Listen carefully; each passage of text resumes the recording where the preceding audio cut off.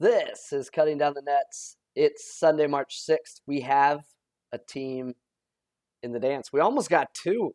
Moorhead gave her hell, man. Good fight. So,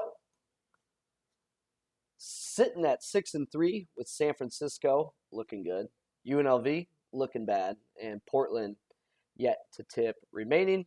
So we're up to 55.6 of the year. Last 7 days, 56.5%. It's been a pretty good March so far. So let's dig into Sunday. Just like today, there's quite a few conference tournament games that are fresh matchups that we do not have lines for yet. But I put some generic targets in there. Don't blindly bet the generic targets. I'll get notes in first thing in the morning when I see those lines. So first game is Winthrop Longwood. I'll do a write-up once the line's in, but I think a target would be Winthrop at -1 or better, and Longwood at +7 or better. I don't think either are likely, but I'm just giving you an idea there. Northeastern played the play-in game, so they get 1 seed Towson, and I would target Towson 9.5 or better, and Northeastern +15.5 or better. Again, write-ups and updates will come as those games get lines posted. UMBC -2 against UMass Lowell. UMBC has a bad defense. UMass Lowell has a bad offense. There's an offensive rebound edge for UMBC. Lowell swept the season series. UMBC has a perimeter edge. I'm just in. So -2 is good enough for me. I think the line could creep up. So I bet this one tonight. It's the only bet I've made thus far. Two orange games that I'm considering. Temple -8. Shot quality has a Temple at -13.5, and Paddy has about 11.5. So showing a wee little bit of value there. South Florida actually won the first game. Both these offensive struggles, but South Florida, last in the country struggles. So different layers of struggling here. It's just a lot of points to lay in a low possession game. Probably some long scoring droughts for South Florida given Temple's defense. But Temple certainly could have some scoring droughts as well. So I'll have to make a decision there. It's in the pool. Have not decided yet. Another orange game, Tulane and SMU.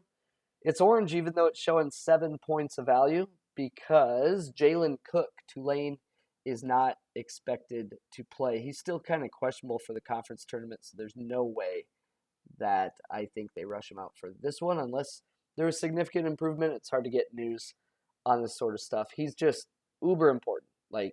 I know they won the last game without him, and they actually really took care of business, but he's uber important, 30% usage. So certainly monitoring that.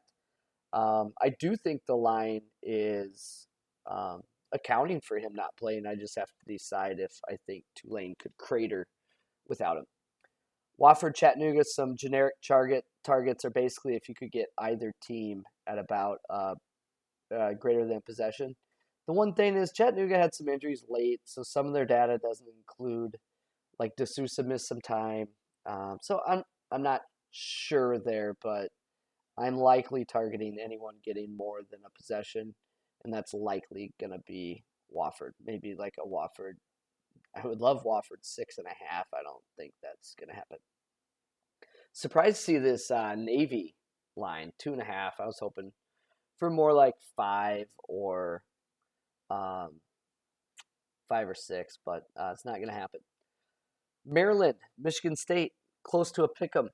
Shot quality says Michigan State by about a possession, and we're getting 2 possessions. Maryland's actually been decent. Look at their profile. I mean, it's solid adjusted offense and okay adjusted defense. This is a tough spot. They're off 2 wins. Michigan State off 2 losses. Now you're going to East Lansing.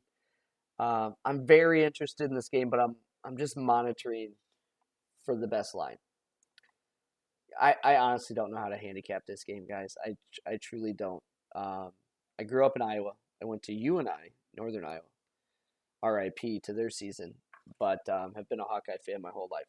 Data likes Iowa here. My brain can't comprehend Iowa winning back-to-back road games against elite team, not elite teams, really good teams in the Big Ten late in the season. Like, my brain's gonna explode because it's just so far from anything I've experienced. And yeah, that's what Paddy suggests, but it's tricky. So could this line grow? Here's one thing: when I'm watching for line movement, I consider Circa to be a pretty sharp book. And they have a 3, and there's a lot of 3.5s out there. There is one fishy 4, maybe 2, but I don't. Yeah, I don't have access to where that is right now. So 3 other conference tourney games. Loyola, I would target -1 or better. That's not going to happen, but it's possible we get a Drake +7. I mean, Loyola is favored by 4 over UNI, so it's probably a 5. Maybe a 6, but yeah, I'd want 7 points there. Appalachian State, Georgia State. Georgia State, pick 'em or better. I don't think that's going to happen. App State +6 or better. Maybe. Again, if there's anything close, I will provide right up. Samford versus Furman. Again, Furman -4.5. That's not likely. Samford +10.5. I don't think that's likely. I think the number's right around 7.5 or 8. And it's likely a no play. So it's kind of a tricky slate. I like Maryland +6, but I'm monitoring because I just think we could get more there. People buy into the Izzo March narrative. Michigan State's at home. It's a good spot. Iowa +3.5.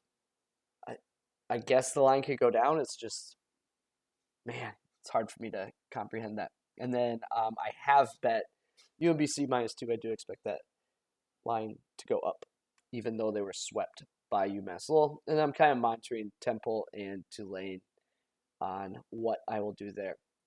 So good Saturday so far. We'll see how it finishes, but either way, it is profitable for me, and this is what it looks like for Sunday. I will paste all this in the spreadsheet, and then likely early tomorrow we'll add notes as new lines come out for these conference tourney matchups. Good luck out there. 1 day from today, or 1 week from today, it's Selection Sunday. Can't beat that. This is Cutting Down the Nets.